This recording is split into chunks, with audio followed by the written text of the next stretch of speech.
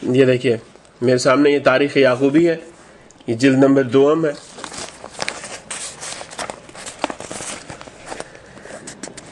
تاریخ یعقوبی 299 جلد 2۔ اور اسی شب یہ پورا واقعہ ہے جس میں جنگ جمل ہوئی پہلے اور اس کے بعد جنگ صفین۔ اب یہ جنگ صفین کے بارے میں کہتے ہیں کہ اسی شب حضرت معاویہ نے حضرت عمرو بن عاص کی طرف آدمی بھیجا اور آپ کو لکھا، اما بعد حضرت علی، حضرت طلحہ، حضرت زبیر اور حضرت عائشہ کے معاملے کی آپ کو اطلاع مل چکی ہے، اور مروان اہل بصرہ کے رافضہ کے ساتھ ہمارے پاس آیا ہے، اور جریر بن عبداللہ میرے پاس حضرت علی کی بیعت کے بارے میں آیا ہے، اور میں نے اپنے آپ کو آپ کی آمد تک روک رکھا ہے، پس اللہ تعالیٰ کی برکت سے آئیے۔ اور جب خط ان کے پاس پہنچا، یعنی عمرو بن عاص کے، اور جب خط ان کے پاس پہنچا تو آپ نے اپنے دونوں بیٹوں عبداللہ اور محمد کو بلایا اور ان سے مشورہ لیا۔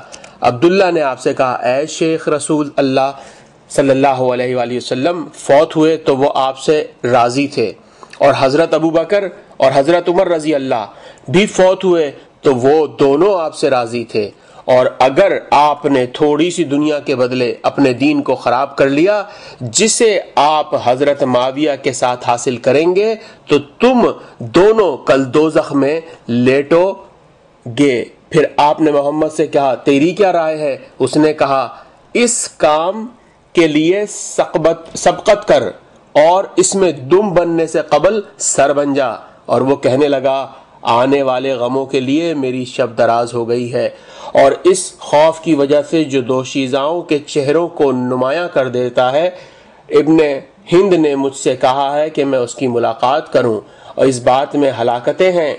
میں اس کے پاس حضرت علی کی جانب سے جریر ایک کام کے لیے آیا ہے جس نے ہر درہم کے 6 حصے کے ساتھ اس کی زندگی کو تلخ کر دیا ہے۔ اگر اس نے اس سے وہ بات حاصل کی تو اس کے رد کرنے کی امید نہیں کی جاتی، اور اگر اس نے اسے حاصل نہ کیا تو قیدی کی طرح ذلیل ہوگا، اور قسم بخدا میں نہیں جانتا اور میں ایسے ہی ہوں گا، اور اس نے کب میری قیادت کی ہے، وہ تو میرے پیچھے چلنے والا ہے، کیا میں اسے دھوکہ دوں اور اس میں دھوکے بازی کرنا کمینگی ہے، یا میں اس سے دل سے محبت کرنے والے کی طرح خیر خواہی کروں، یا اپنے گھر میں بیٹھ رہوں اور اس میں اس شیخ کے لیے راحت ہے جو ہر سورج کے طلوع میں موت سے ڈرتا ہے۔ اور عبداللہ نے ایک بات کہی ہے جو دل کو لگی ہے، خواہ میری رکاوٹیں مجھے نہ روکیں، اور اس بارے میں اس کے بھائی محمد نے اس کی مخالفت کی ہے، اور میں حقائق کے نزدیک مضبوط آدمی ہوں۔ اور جب عبداللہ نے اس کے اشعار سنے تو اس نے کہا، شیخ نے اپنی ایڑیوں پر پیشاب کر دیا ہے اور اپنے دین کو اپنی دنیا کے عوض فروخت کر دیا ہے۔ اور جب صبح ہوئی تو اس نے اپنے غلام وردان کو بلا کر کہا، اے وردان پالان ڈالو۔ پھر کہنے لگا، اے وردان پالان اتار دو۔ پس اس نے 3 بار پالان ڈالا اور اتارا۔ وردان نے کہا، اے ابو عبداللہ تو بے وقوف ہو گیا ہے، اگر تو چاہے تو میں تجھے وہ بات بتاؤں جو تیرے دل میں ہے۔ اس نے کہا، بیان کرو۔ اس نے کہا، دنیا اور آخرت تیرے دل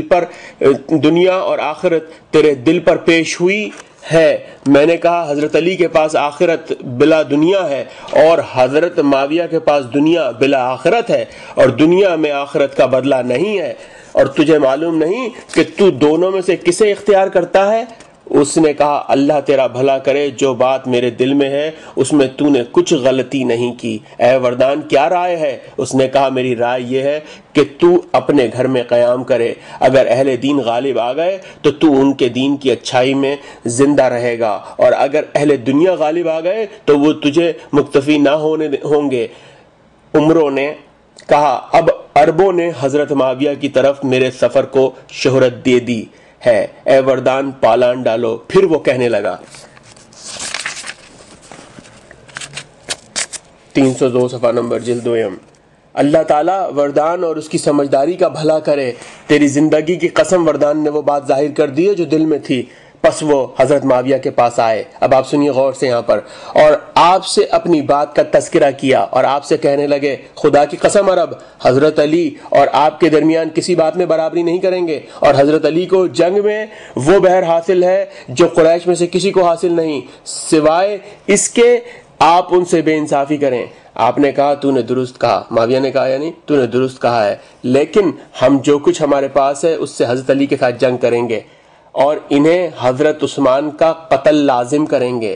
حضرت عمر نے کہا ہائے برا ہو, سب لوگوں سے زیادہ حقدار وہ ہے جو عثمان کا ذکر نہ کرے, نہ میں اور نہ آپ. آپ نے کہا تو ہلاک ہو. کیوں؟ عمر نے کہا آپ نے تو انہیں چھوڑ دیا ہے اور آپ کے ساتھ اہل شام ہیں, حتیٰ کہ انہوں نے یزید بن اسد البجلی سے مدد مانگی ہے اور وہ ان کی طرف روانہ ہو گیا ہے, اور میں نے ان کو کھلے طور پر چھوڑ دیا ہے اور فلسطین کی طرف بھاگ گیا ہوں.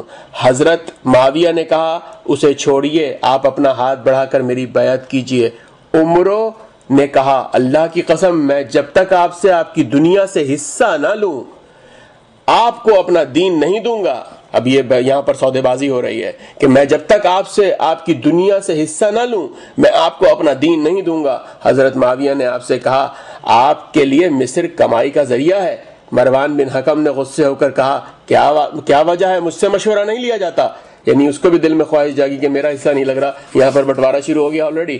تو وہ کہتا ہے کہ کیا بات ہے, مجھ سے مشورہ نہیں لیا جاتا. حضرت معاویہ نے کہا خاموش رہے, تجھ سے مشورہ لیا جا رہا ہے. حضرت معاویہ نے حضرت عمرو سے کہا اے ابو عبداللہ آج شب ہمارے پاس گزاریے, اور آپ نے پسند نہ کیا کہ لوگ انہیں خراب کر دیں. حضرت عمرو نے رات گزاری اور آپ کہہ رہے تھے, پھر صفحہ نمبر 303 تاریخ یعقوبی جلد نمبر 2, کہ اے معاویہ میں تجھے اپنا دین نہیں دوں گا اور اس کے بدلے تجھ سے دنیا حاصل نہیں کروں گا.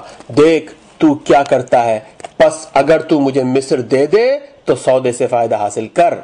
اس کے ذریعے تو نے اس شیخ کو پکڑا ہے جو فائدہ اور نقصان دیتا ہے, اور دین و دنیا برابر نہیں ہے. مجھے جو دیا جائے گا میں اسے لے لوں گا اور میرا سر کپڑے سے ڈھکا ہوا ہوگا, لیکن میں تجھے وہ چیز دوں گا جس میں حکومت کے لیے قوت اور اس کے لیے بقا ہوگی. اگر جوتا پھسل گیا تو مجھے فریب دیا جائے گا, اور تو مجھے رغبت سے مصر نہیں دیتا, اور خانے کی مالداری کسی روز شوق بن جاتا ہے.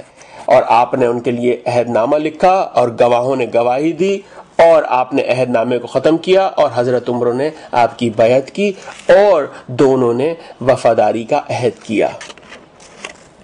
یہ ہے پوری ڈیٹیل اس جملے کی کہ جو حضرت عمار یاسر نے فرمایا تھا اپنی شہادت سے پہلے عمروں کو کہ تو مصر کا جو ہے تجھے سودا ملا ہے.